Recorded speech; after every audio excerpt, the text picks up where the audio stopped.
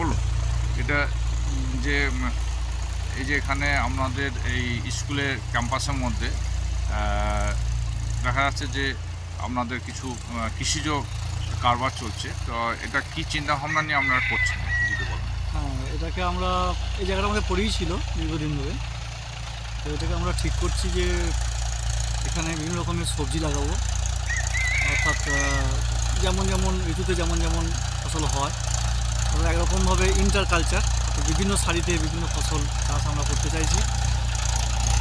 তাতে করে আমাদের এই জমিটা থেকে যে ফসল উৎপাদিত হবে সেটা আমাদের একদিকে যেমন মিড ডে মিলের সবজি সরবরাহ দিতে পারবে, অন্যদিকে তেমনি ছাত্রদের কাছে একটা আকর্ষণের বিষয় হয়ে দাঁড়াবে বলে আশা করছি।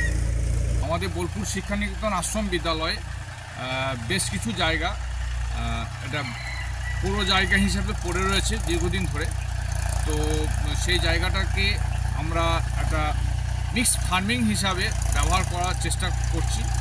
তো এ বিষয়ে আমাদের বেশ কিছুদিন ধরে এই জায়গাটা আমরা পরিষ্কার পরিচ্ছন্ন করেছি, এবং আপনারা দেখতে পাচ্ছেন যে নাঙল দিয়ে আমরা এই জায়গাটাকে পরিষ্কার পরিচ্ছন্ন করছি, এবং এটা এমন একটা চিন্তাভাবনা নিয়ে করছি যে ছেলেদের কাছেও একটা আকর্ষণীয় হয়ে উঠবে। প্রোডাকশনটা যেটা হবে সেটা তো বিভিন্ন কাজে লাগাবে, কারণ আমাদের তো রানিং মিড ডে মিল রয়েছে, প্লাস আমাদের এখানে একটা SC/ST হোস্টেল রয়েছে, তারা যাতে পুষ্টিকর সবজিটা এই জায়গা থেকেই পায় সেই চিন্তাভাবনা নিয়ে, এবং একটা নতুনত্ব কিছু আনার চেষ্টা করছি। এবং বিশেষজ্ঞ হিসাবে আমরা এই পাড়ারই থাকেন লক্ষণ বিশ্বাস, ইনিও গাছপালা নিয়ে দীর্ঘদিন ধরে রয়েছেন, ওনার পরামর্শ মতোই এবং ওনার সহযোগিতায় এই জায়গাটা আমরা করতে চাইছি।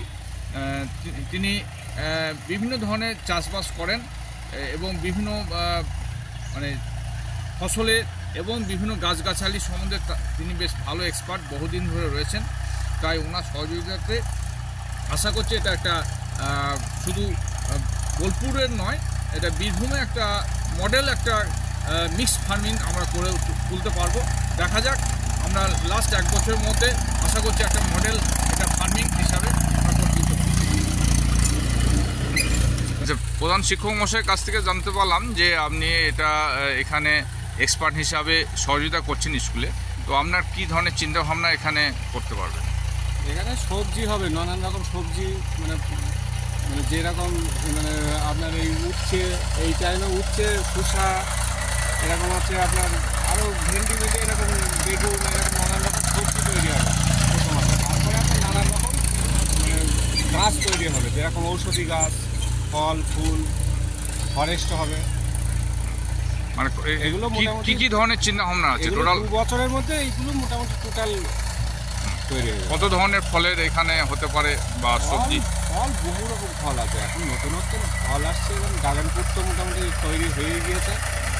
ড্রাগন ফ্রুটটা এর মধ্যে উল্লেখযোগ্য মধ্যে ড্রাগন ফ্রুটটা এখানে আনার চেষ্টা করছে, তাই তো? ড্রাগন ফ্রুটটা তৈরি এখানে একটা গাছ লাগানো হয়ে গিয়েছে, হয়ে যাবে। এই জায়গাটা পুরো পরিষ্কার এখনো ঠিকঠাক হয়নি, হয়ে যাবে এক দিনের মধ্যে। আর নতুনত্ব কি আনতে চাইছেন? নতুনত্ব আপনার মানে যেরকম ধরুন ডায়াবেটিসের একটা ভালো ঔষধি গাছ আছে, আবার এই মনি ফল একটা গাছ রয়েছে, যে গাছটা এখন ভালো মানে 154 রকম রোগের ওষুধ। আচ্ছা, ওই গাছটা এখানে লাগানো হবে, ওর চারাও তৈরি হবে। তাহলে এখানে বিভিন্ন ধরনের ঔষধি যেমন লাগাচ্ছেন, আবার পুষ্টিকরও ফল ফুল, ফরেস্ট, সবজি বা হচ্ছে সবজি, মানে হর্টিকালচার এগ্রিকালচার দুটো মিলিয়েই সেই চিন্তা ভাবনা। ঠিক আছে, থ্যাংক ইউ।